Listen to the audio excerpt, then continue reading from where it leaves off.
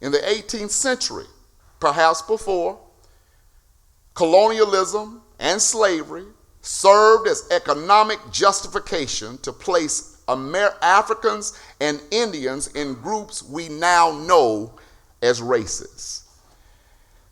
To our disappointment, many of the individuals of the late 17th to early 19th century, individuals that we were told in school to idolize and celebrate, are responsible for the perpetuation of this false narrative concerning human origins, human difference, and the basic assumptions of anthropology. Zoologist and scientist Carl Linnaeus, a zoologist who was responsible for the taxonomy or grouping of plants and then animals, just thought it was a good idea to treat human beings the same.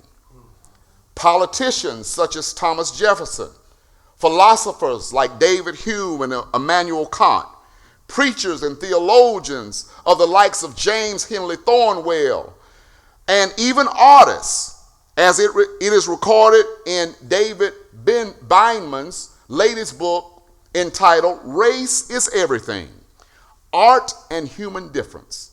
He says even the caricatures created by artists and painters perpetuate the damning ideology of race and black inferiority.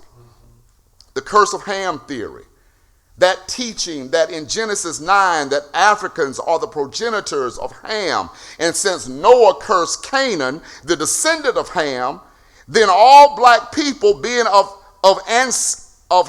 Canaanite ancestry were divinely assigned to servitude, hurt generations of black citizens. Another false teaching was the scientific theory that skull size defined intelligence. And since Europeans have larger skulls, this meant that their brains were larger and had greater capacity for intelligence. It puts a new spin on the sometimes damning insult calling someone big head. But if we are to engage in racial reconciliation, we must, at all costs, understand the roots of race and racism. But then we must unwrap the reach and ramifications of racism.